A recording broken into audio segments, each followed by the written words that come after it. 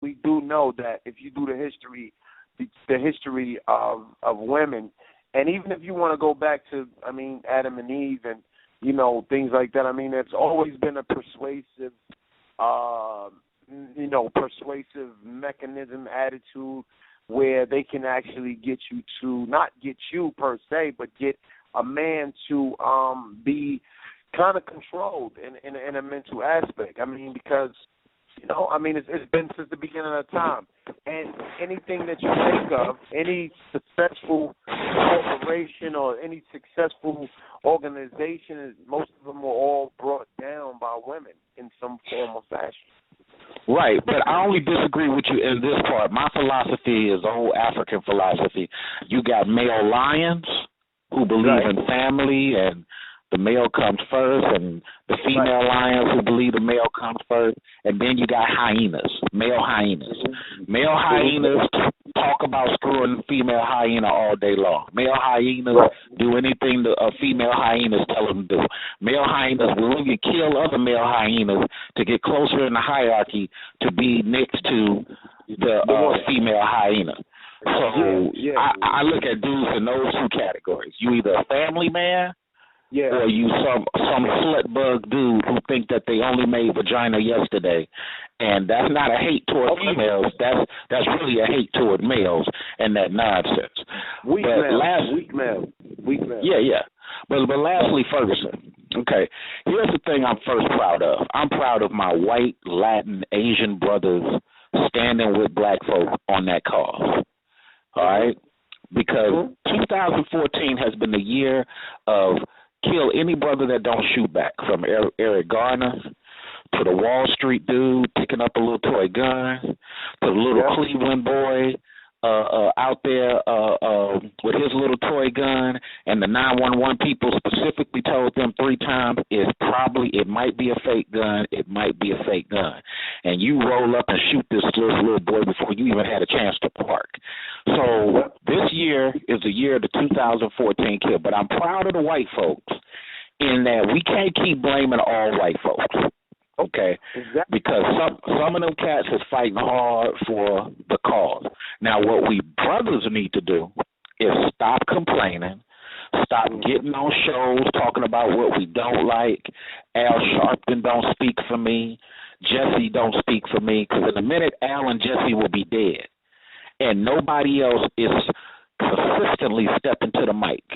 Nobody is consistently flying out to a Ferguson or Cleveland and all these places to speak. So once these cats is gone, my personal thing is, what is the black male community going to do? Because right now we just talking. Most of us ain't volunteering. I volunteer for Big Brothers of Atlanta. And every city needs black men volunteers. They tell y'all that on TV all day. But when I ask one of these brothers, whether they're atheists or hotep, I say, hey, where have you volunteered? Well, I don't do that. I got a blog, and, I got my book. That's you trying to get some money, homie. That's you trying to get some attention. Yeah. Where is your rec center that you done rented out for an hour so you can teach your blog philosophy to the little young dude with a bag of dope in his hand and a gun? If you're not trying to influence him, even toward your view of atheism or hotep, you are just talking.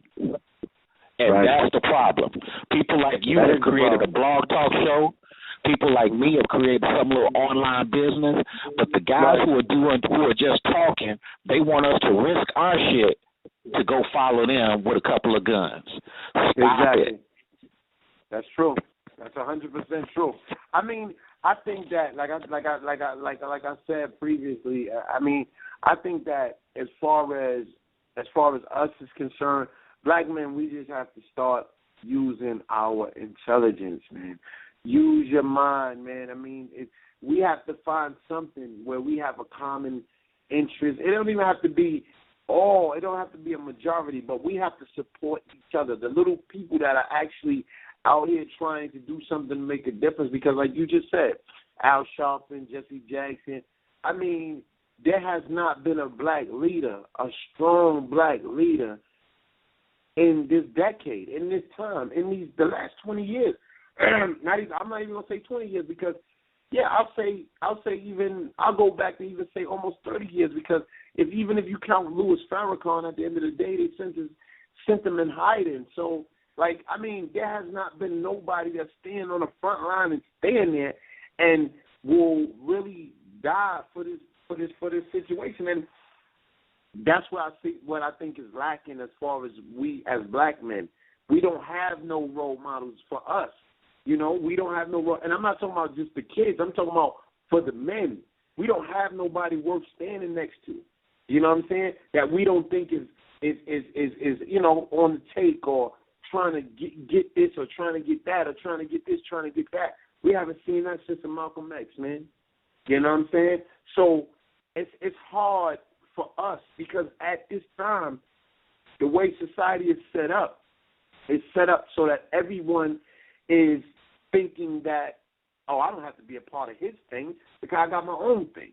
I don't have to be a part of that thing because I got my own thing. Like, there's too many chiefs and not enough Indians. And at the end of the day, we have to unite.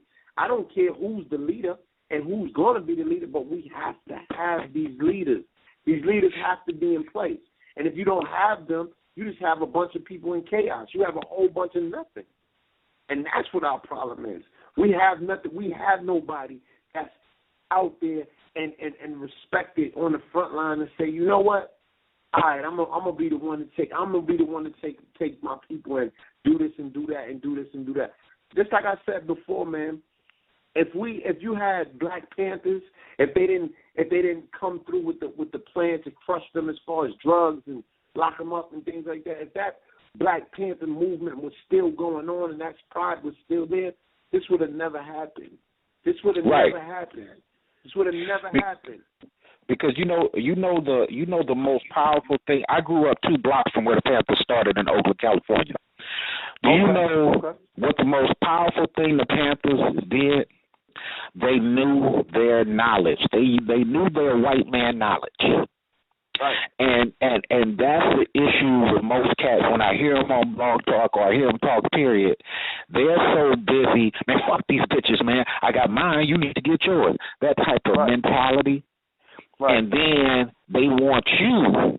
Man, we got to, man, we need to, man, we should, man, we got to. Okay, brother, so tell me what organization you with. Well, man, you know, right now, that's the problem.